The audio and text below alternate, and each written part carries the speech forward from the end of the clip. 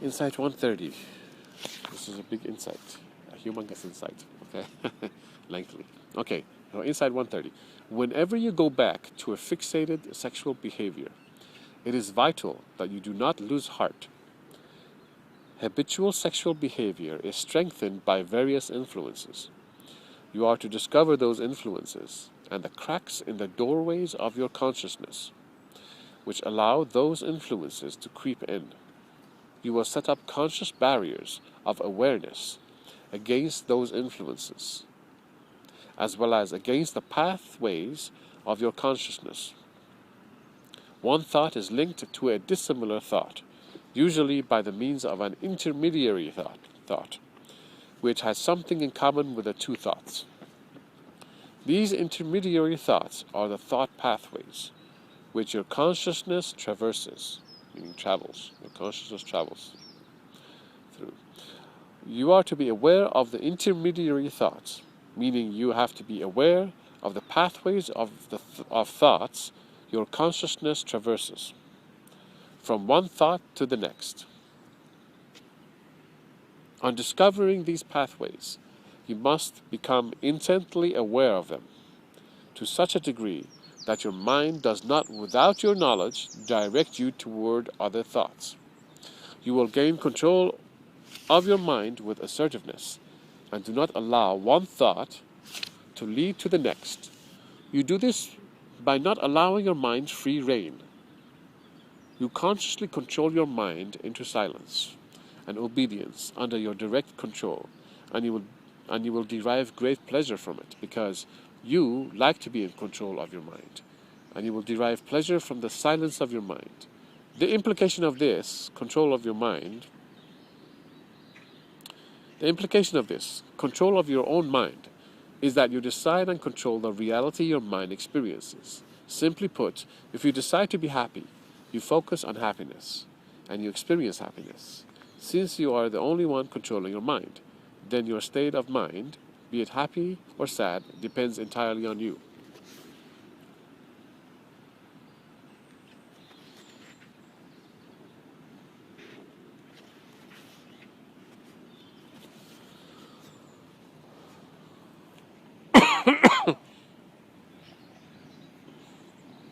Alright, so going over the insight, sexual behavior is strengthened by various influences. You are to discover those influences and the cracks in the doorways of your consciousness. Somehow, which is unknown, information, sexual behavior, or sexual thoughts, or sexual influences are coming into you, to your mind, without your conscious knowledge. Call them cracks. Cracks in the doorway of your consciousness. So you have your consciousness, and there's some cracks in it, and it's coming in, creeping in, like cockroaches or something, or ants or whatever.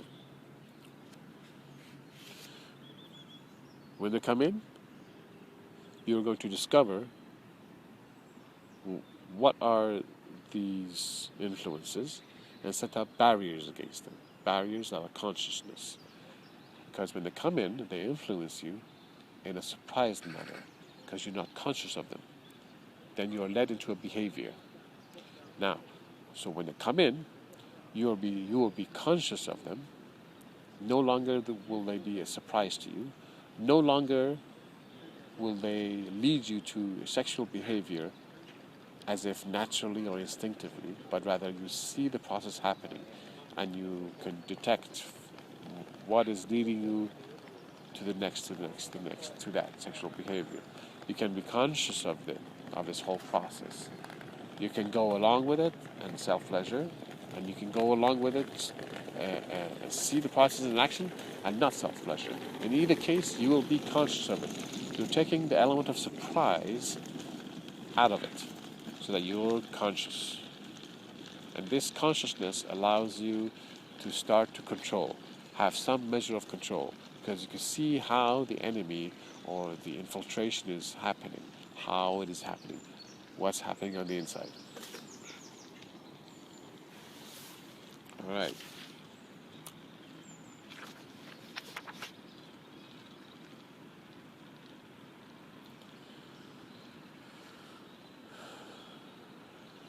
So on discovering these pathways, so you not only discover the thoughts that originally comes in, one of the earlier thoughts, but also you discover and are consciously aware of the intermediary thoughts. You're going to be aware of them. You must, on discovering these pathways, you must become intently aware of them. Very, very aware of them. So much aware that they do not surprise you anymore. When it happens again, you'll be conscious of it. You're like, there it is happening again. Right? So you're not led into behavior unconsciously, as if instinctually. I mean, you don't say this is instinct or this is natural. You don't identify with that. You realize it's these thoughts that are leading you to there.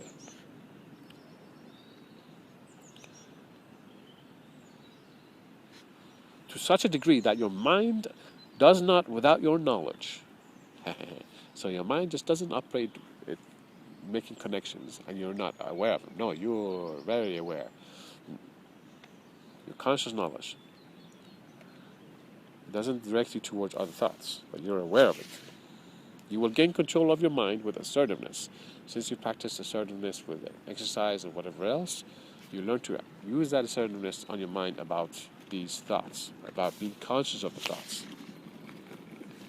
And you do not allow one thought lead to the next, to the next, to the next. So your mind is gonna make connections. It's gonna show similarities between one thought when it comes. It's gonna give you options of what this thought is gonna be relating to. But because you're conscious of it, you don't have to automatically go along with each and every of these possibilities. But you make a conscious decision to control your mind and say, oh, you know what? I want to think about this part, or not at all about this, and cut the whole thing off. You see?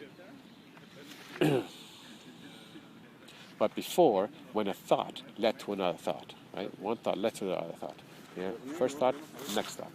This thought branches out because it connects to so many other thoughts. Because you're not aware of these things in the past. Because you were not aware of it in the past. These thoughts will connect, and then it would lead to other thoughts, and branch into other thoughts. And you had no control over it, but because you were not conscious of it. How could you control something you don't know exists? You can't. So now you're conscious of it. You're aware of it. You go, I see. Very good. Now you don't have to be led automatically by your mind, unconsciously, connecting. But you're conscious, and so therefore you have an element of control over there, and you can exercise it to disallow your mind to simply go along with all sorts of nonsensical thoughts. Okay.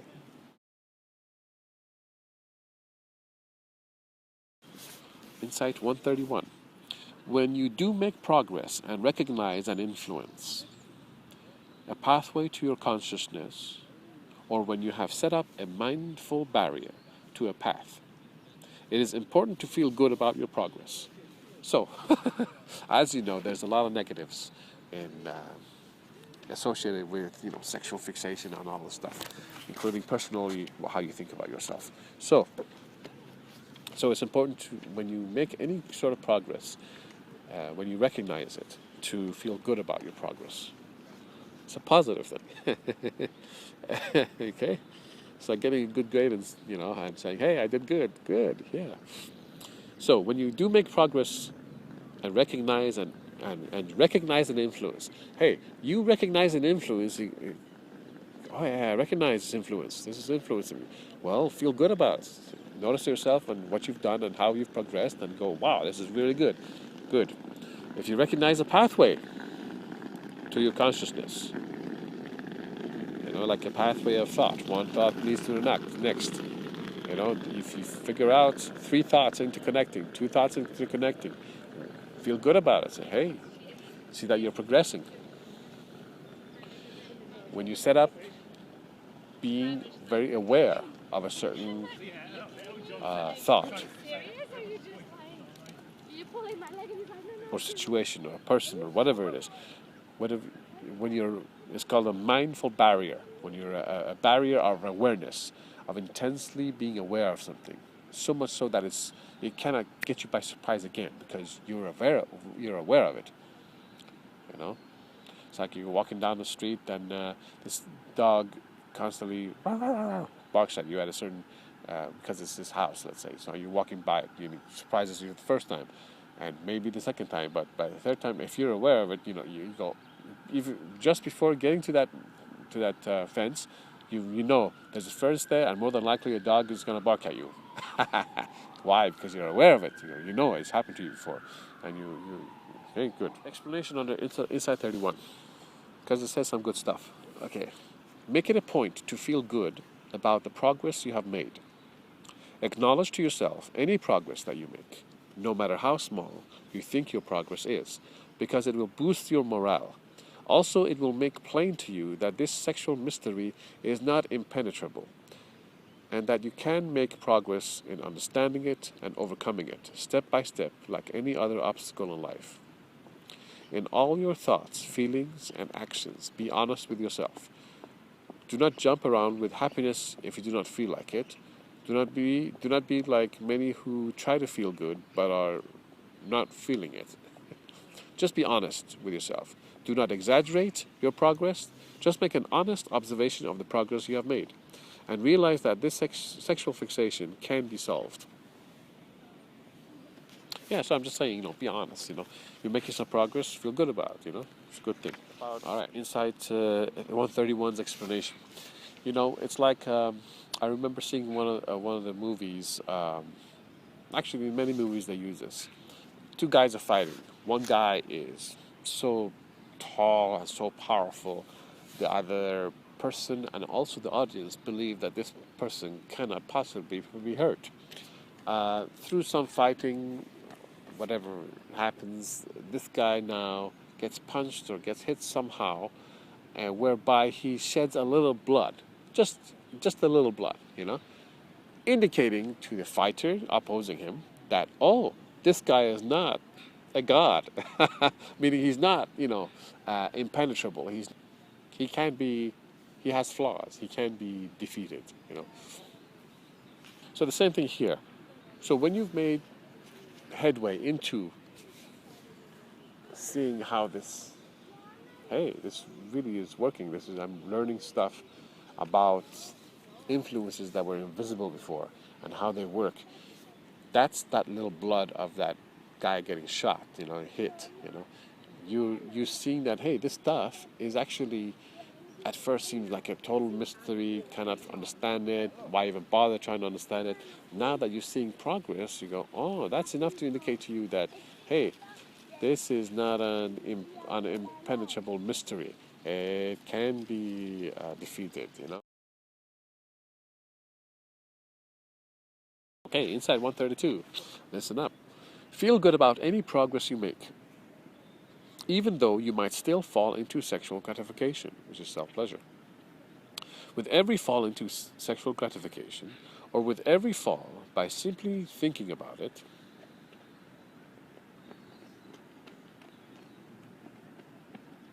backtrack, think in reverse, and recognize what thoughts led to other thoughts that led eventually to sex. Recognize the sexual influences, the reason for their potency, and the pathways of consciousness they traverse. Many of the reasons of their potency have already been previously mentioned. Therefore, you must learn to recognize and identify those various reasons in their separate forms when they are presented in a multi-layered manner. So what's happening is that when you are influenced by a sexual influence of some sort, right? Usually it's not just one thing. These sexual influences are presented in a multi-layered form. Numerous influences are in there.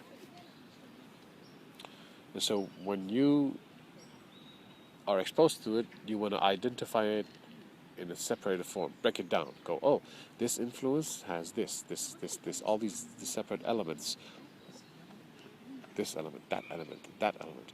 that element. Each of them, you want to recognize the reason for the potency. Okay, so you want to feel good about any progress you make, even though you might still fall into self-pleasure, right?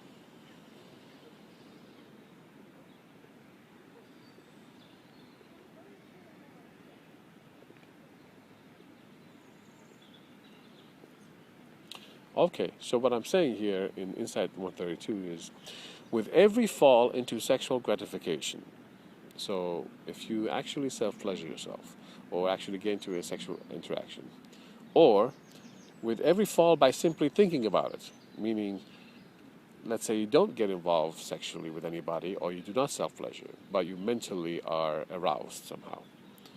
So yes, so with every fall by simply thinking about it. So if you think about it, and you're led into sexual thoughts. So in either case, whether you do an action or you simply think about it, backtrack, think in reverse. Think in reverse. So you want to go from, yeah. All these things will be described very neatly in the following insights. So basically what you're going to do is you're going to recognize the sexual influences. So when you've been hit by the sexual influences and you become conscious, right? You want to recognize these influences and the reason for the potency.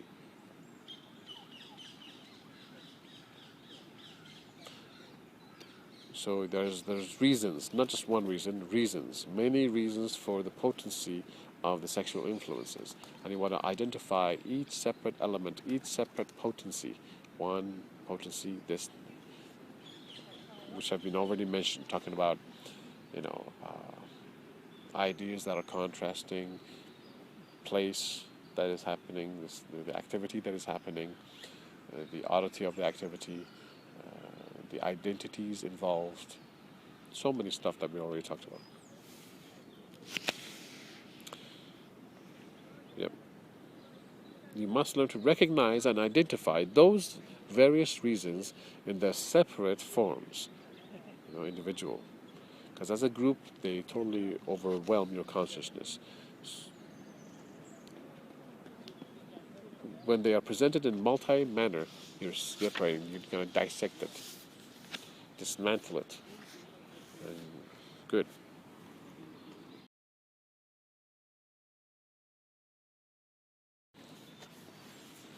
This stuff is the nitty-gritty, the very heart of the matter of how this whole thing is done, unraveled. It's like dismantling a safe from the inside.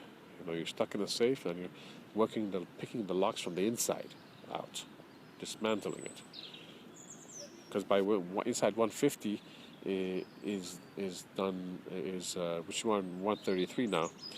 It's the 3.5 years of bulk of the knowledge which I researched and wrote.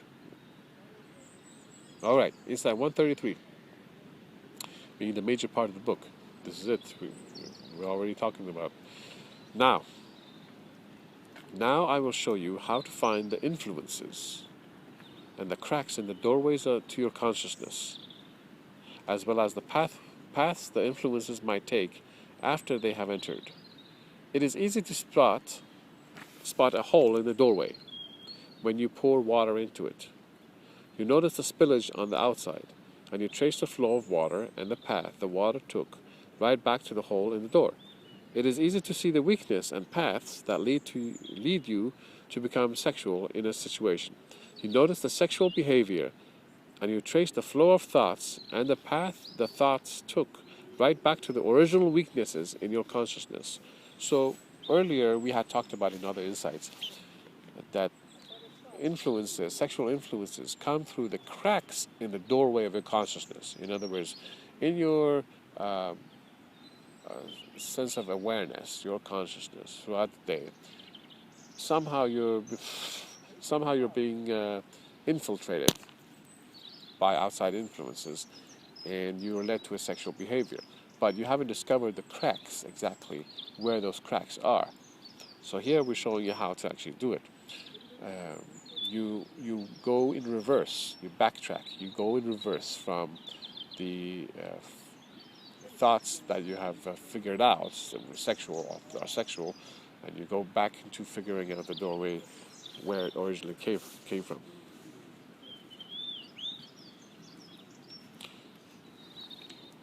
I'll give you a little more information about insight133. So basically, when you have you are in the midst of experiencing the sensual pleasures, or you have just finished the sensual pleasures. So let's say you finished the sensual pleasures. Now you have to become aware of this pleasure, what you were actually specifically thinking of, and what led to this thought, what other sexual thought led to this thought, what other thought, So you go back, and then you go from there. How did you get to that thought? What thought led to this? And you continue to do this until you figure out the original thought that started it all, which oftentimes it's accidental. You didn't consciously actually choose to become sexual. It was accidental connection of ideas. If you cannot figure out this back tracing method, any thoughts that you can figure out, that you remember, the end part, any parts in the middle, you can remember any parts in the middle. Good. Let's say you remember. Here, let's see. Let's say this is the thought, the original thought, which is unconscious. You're not aware of how it started all. This is the original thought, and here's some other thoughts in between. Final thought of sex, and you're into sexual gratification, self-pleasure. So let's say this is what you have to discover. And ideally you want to go from here, go way back, and you figure out how it started. There you go. Now, for a lot of people, this may be difficult. So what you're going to do is that you think of any thought that occurred to you. You trace back this memory that happened within the past a minute, 3 minutes, 5 minutes, whatever it was, and because it just happened recently, so it's likely you're able to think of it. So think of any thought that you could think that comes to your mind. Maybe you think of a thought that I remember it happened here. That I was thinking this. Good. From here now, see if you could backtrack a little bit and see how it was led, how you were led to this thought, or how did this thought lead to the next thought. Where did you go from there, and how did you come here? You see, you do this with every part that you can think of. Or you think to yourself, I remember this part.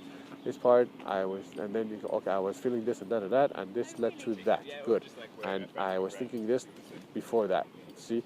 And so eventually you learn to connect these enough so that you could build a nice, clear diagram of what happened, the pattern of from the past to the beginning, and from beginning to the past. Now, originally, you may have difficulty you have difficulty actually doing this.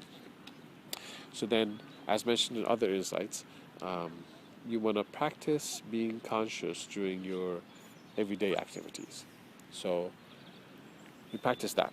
So let's say you get involved, you want to buy ice cream, right? You're sitting there, television, you saw the ice cream commercial, or you walk through the store and you want to get an ice cream. Okay, think to yourself, why did you want to get an ice cream? What occurred? So you use practicing being aware of what thoughts of yours began and led to other thoughts that led you to the activity of wanting to buy ice cream, and where you bought an ice cream, or if you wanted to go someplace, or you had to meet somebody. Practice becoming aware of how you make decisions, how you go some places, what thoughts you think of, and how you thought of those thoughts, right? Okay, so that, and you do the same method in your everyday life, practicing, learning, becoming conscious of how your mind operates, of how you think, how your mind connects ideas to the next, and what is your decision-making process, and all this stuff. So then you become quite good at it, about tracing your thoughts and thought pathways, and when you become good at it, then you could apply this method to the sexual experience. When you get sexual, then you start thinking, oh, what was I thinking? So then you start making headway in your understanding in sexual matters.